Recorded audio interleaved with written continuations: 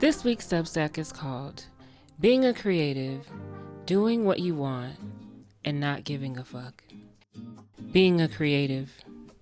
I was talking to one of my friends this week, and she mentioned she doesn't really consider herself to be a creative.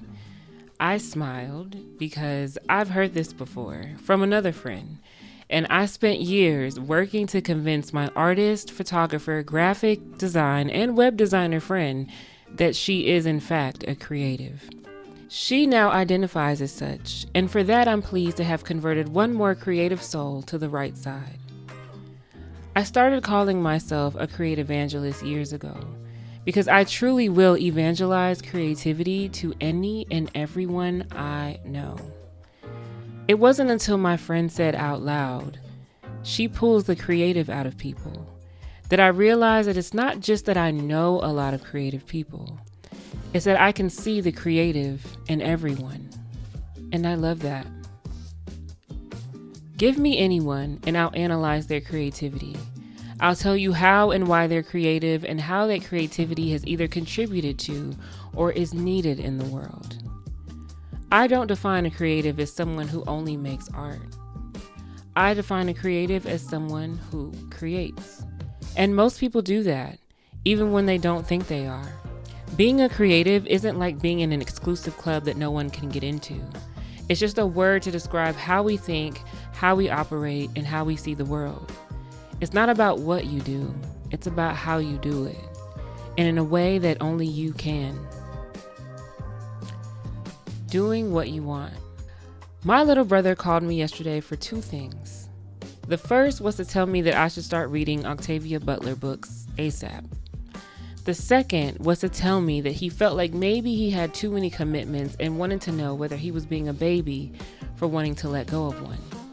If you didn't know, I am your girl if you ever want or need someone to tell you to do what the fuck you want to do. I know sometimes we're running away from things or self-sabotaging, but I find that most times people know exactly what they want to do. They're only asking for permission or validation just in case they're tripping. And I don't think there's anything wrong with that. I have these moments all the time where I'm thinking about something I want to do, but I question it simply because I'm considering how it'll affect other people, their opinion of me, or my relationship with them. And these are things to consider, but not above what will make you happy, whole, well, or satisfied.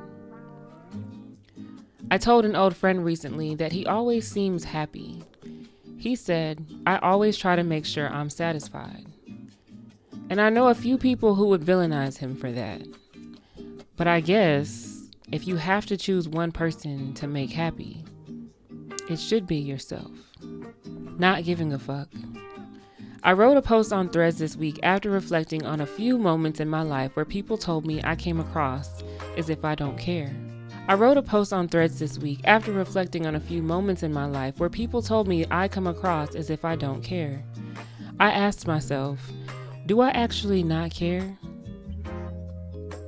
And the answer is, I care deeply about a lot of things, including people, but I simultaneously don't give a fuck, and I think that can be confusing to others. When I posted it, so many other tourists commented that they too felt this way and understood it completely. And I think it's great that we understand each other. But what I've been thinking about is how to help others understand me. Don't get me wrong, I'm not going on a please understand me campaign, but there is something to be said about being able to express yourself in a way that lets people love you where you are. A few people in the comments explained it as preserving energy for what really matters. Others says it's the epitome of being both a real nigga and a bad bitch. There is a duality there that doesn't seem to make sense, and it's just where we exist. I care deeply about people, being in community, and the health and happiness of those I love. But I really don't give a fuck about where we eat, what kind of music we listen to, or who drives.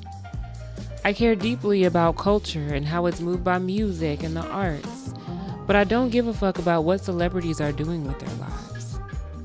I care deeply about my friendships and relationships. But if we're not compatible, I don't give a fuck if we talk or don't talk. I will both hold on to something rude you said to me forever and also not give a fuck about the fact that you feel that way. I happen to think it's both a superpower and a defense mechanism. And in this world, you need both. The Weeklies. The song of the week is King by Kanye. And I don't know if Kanye is canceled or whatever, but this song goes. The quote of the week is, "You can't be mad at people for not seeing you if you're not willing to let yourself be seen." And that was said by me. And the question of the week is, what's your biggest superpower that's also your biggest defense mechanism? Okay, guys, till next time.